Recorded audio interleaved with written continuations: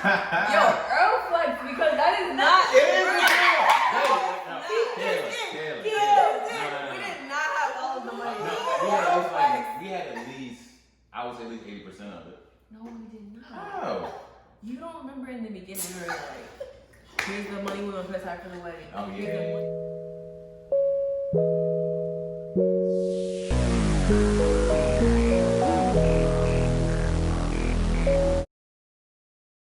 For sure. Yeah. And this is we were moving outside of the city. It had to be a walkable, like metropolitan-ish type area. Okay. Because Kayla was not moving too far outside the city. So definitely had to do that. Yeah. I feel her on that though. Right? Because No, you don't have to say too much about it. all right. I would prefer to be in the busy area, like with things going on, not too far out from things. So. Well, with that, you have to consider taxes. Oh yeah. You cannot live in Atlanta. Do not live in Atlanta. That's Even why no if one your lives there. price tag looks a certain way, those taxes will smack you. They're double here.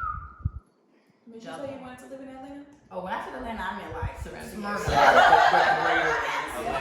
We've seen this Atlanta on the clothes. adjacent. Atlanta No, adjacent. for real. Yeah, because I had one conversation with Kayla and she was like, no. Yeah. No. It's insane. Yeah. Honestly, it's higher than your HOA, so think about just how expensive it is per month. It's ridiculous. And so like when you purchased your home and then you had to look into what it was going to take for renovations, what was the process for your renovations? I know that you mentioned that your biggest renovation was the everything is like a deep dive. We want to take you back to this time and it's like It was tough. don't even go there. It was honestly, the month of June was just a very stressful The month of May, too. May too. Well, yeah, May too. I would say the biggest thing once we moved into the house, we had to replace the pipes.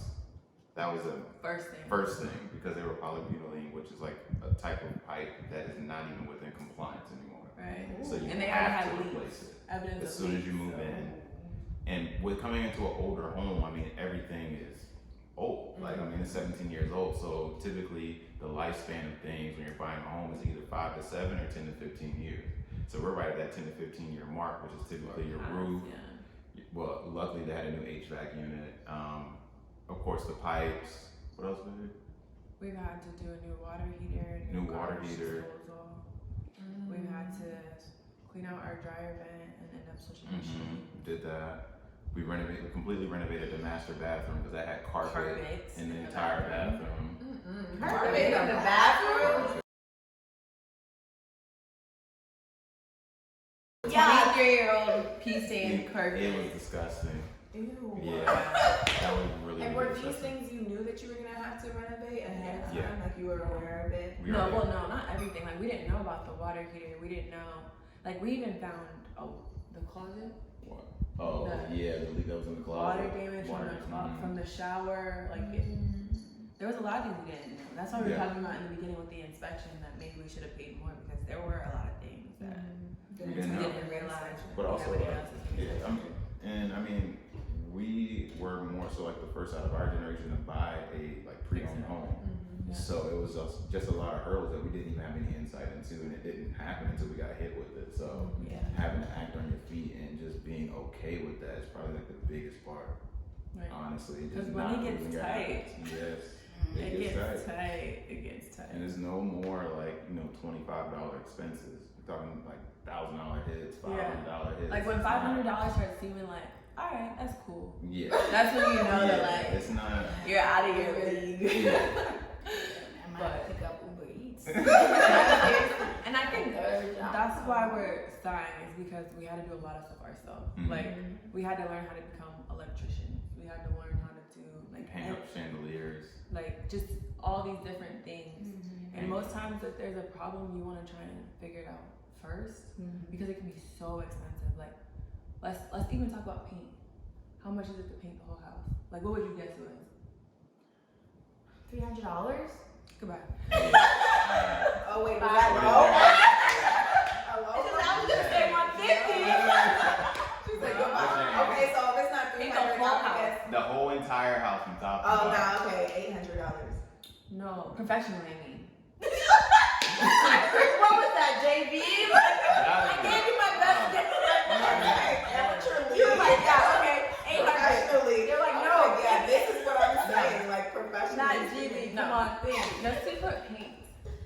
How much was on the it? house.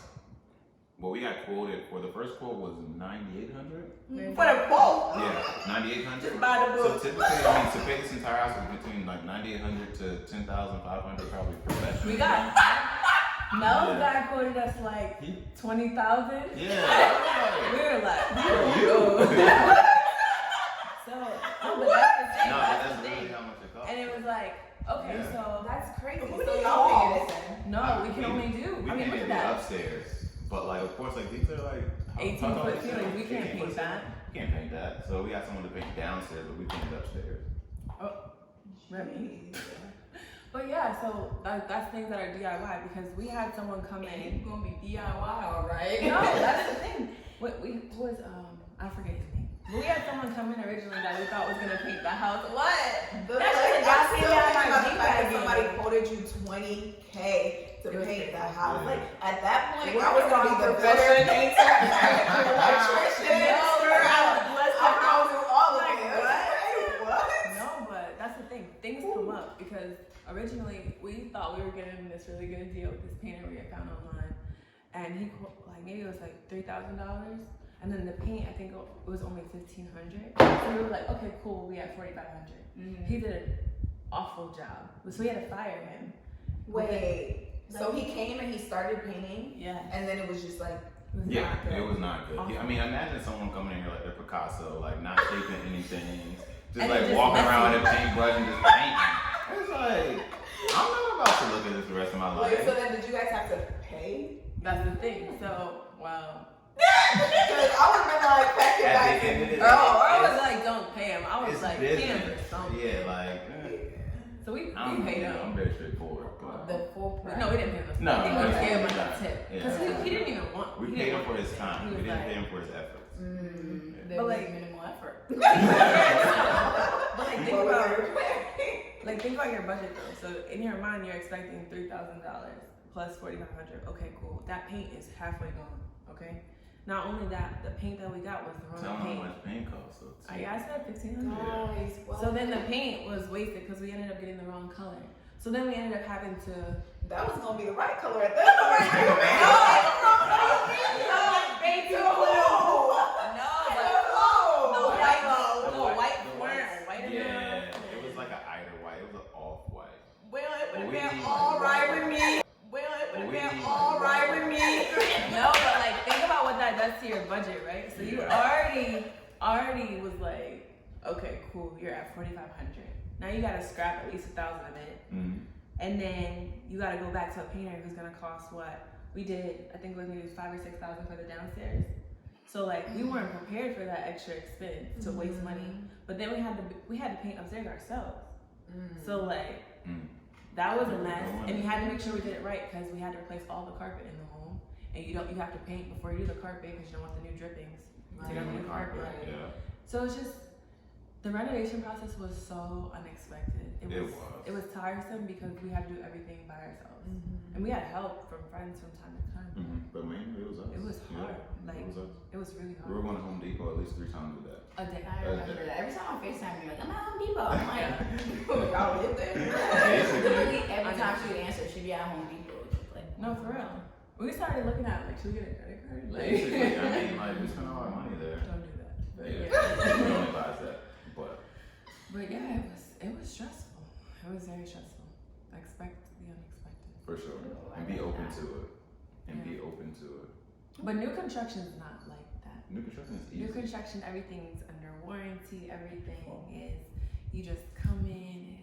You just move in. Like it. Yeah. It's beautiful. It's It's an honestly like an apartment. apartment. Yeah. You literally It's move in with nice. your stuff and you just hang up your clothes and lay on the carpet the same night and you do whatever. So knowing what you know now and also going through the process, and if you had to do it again, would you do new construction? Or are you guys happy with the way that you kind of like built your home, the way that it is, and being able to construct it and like how you envision? It's a We have loaded different question. That's a loaded question. Really? I would be open to doing it again depending on the circumstances and depending on how much I can get out of it. But Yeah. personally, I wouldn't do it again for our home. I would go new construction. What about you? So to break it down more simply, we ended up doing a fixer-upper because we didn't have the money to get a new construction home in this area. So it was a matter of, okay, we could stretch ourselves and have a $2,000 plus mortgage every month, and then we'd be tied to that figure. Or you can live in the same like good area and the house be worth, you know, a lot, but instead of paying, you know, a mortgage company, we do the renovations to actually get the money. So like when I get my bonus, we'll do something else. And like you're more on our own financial schedule versus being tied to like new construction. Because when you move with new construction, typically all your upgrades happen instantly. Right. So if you want granite countertops, you're paying for that up front. If you want certain cabinets, you're paying for that up front. If you want wood on your landing strip upstairs, you're paying for that up front. If you want higher quality finishings in your house, all that has to be done up front, and that's tacked on top of your purchase price. Whereas if you go the fixer-upper route, you can create your own timeline. You have a choice as far as what you're putting into your home. You're not given options. Your options are whatever you want them to be. So having that freedom is like what I like about buying a pre-owned home, but no, fixer-upper. Okay, fixer-upper home. Not all pre-owned. But new construction is just nice. I mean, it's easy. It's refreshing. You move in. You typically have at least a year warranty on everything, which is amazing. And it's just like it's not a stressful process at all. Like you can just pack up your stuff and just go, which is nice. So to answer the question, I would do a fixer-upper again if monetarily we couldn't afford like the new construction in a good area. Pre-owned home, I don't think there's a problem with that as long as, you know, everything is up to code. Yeah. But new construction is preferred. You make it exactly how you want. Like, okay, let's look at the floors for instance. Yeah, they're nice hardwood floors, but no one has lighter toned floors now. People want darker floors. Yeah. So if I had new constructions, I'd make sure the floors were exactly what I wanted.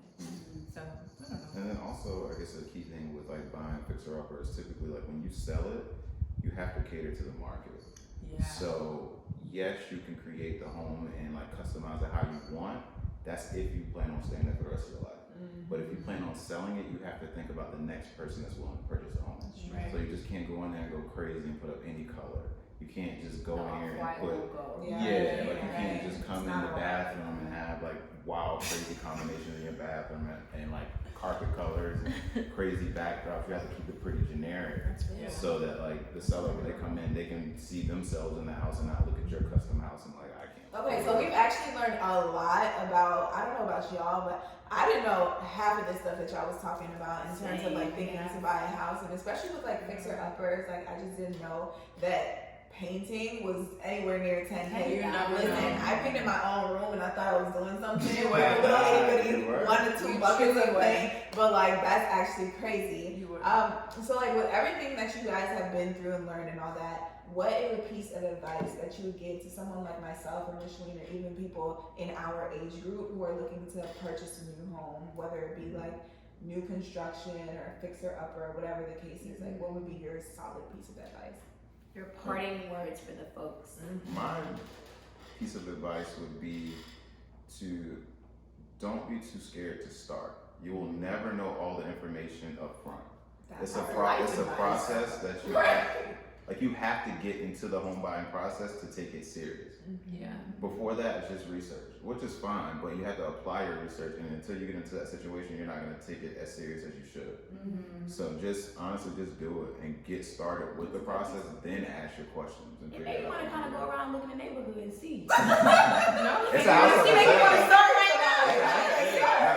So you should. Like, because a lot of people are just scared of the process and like, oh, I don't know how to do it. I don't want to do it. I don't know anybody that like knows how to do it. I can't save enough money to do it. But just like anything else that you want, you'll figure it out along the way. Like you want a car, you'll figure it out. You want some clothes, you'll figure it out. You want a bag, you'll figure it out. Like A Birkin, please. Yeah.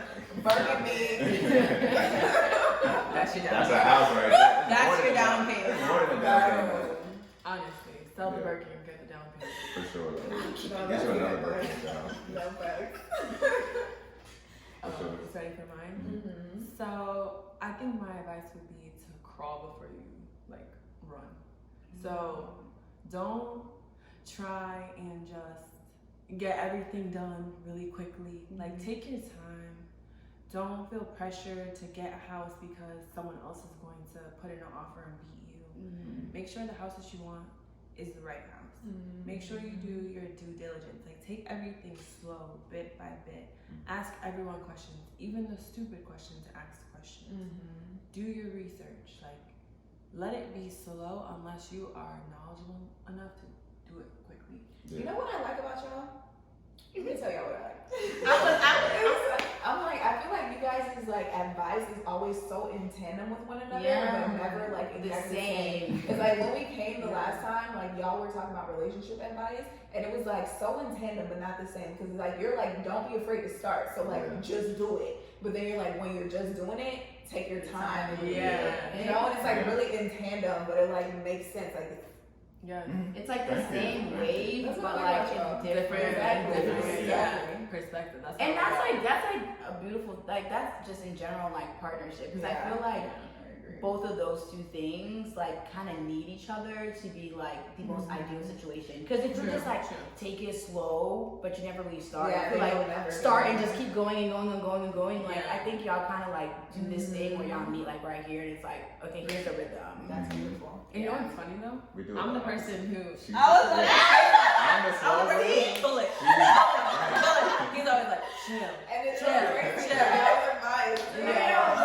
No, because we spin each other's advice. That's why. Because I learned how to apply her perspective, and she learned how to apply my perspective. Right. Wow, and that's why. I know y'all see it. No. Dang, Earl was saving for so much at once.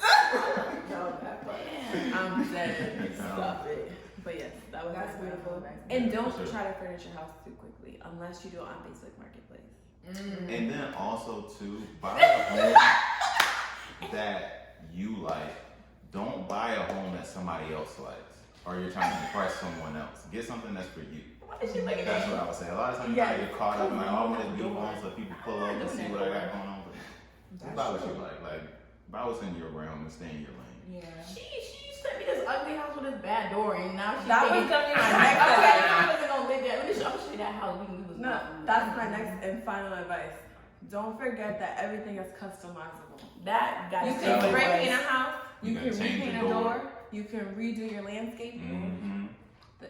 The door was purple. You can repaint You the can door. repaint it. And then the windshield things were It's black. okay, you don't have to say anything else. See, right? But it had good structure. Structure? Yeah, it's good area. Where was that? I don't. It was a good area, but it just was not our vibe. We're all aesthetics. Yeah, it's all about aesthetics. So, Alright. perfect. Mitch, close up. Yeah, well, that was the Boones. Thank you so much for joining us. And if y'all have any specific questions, please ask them in the comments and I'll screenshot them to them and hopefully they answer you. But we really appreciate y'all. Like, this has been very, very insightful for me. Like, super insightful, and I'm gonna be bugging y'all with more questions. Please. But thank y'all so much for joining us, and thank y'all for joining us Thanks here for watching, y'all. on The Raw.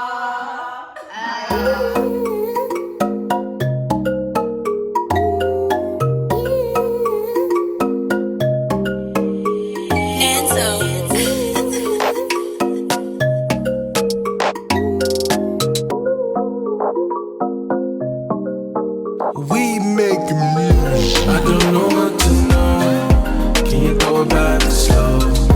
Nobody got to know. The way you put the spell on me, I don't know what to know. Can you throw it back slow? Nobody got to know. The way you put the spell on me, Step up in the club feeling proper. Work all day, girl, non-stop. She was over there just whining, whining. She's giving me looks. I'm thinking about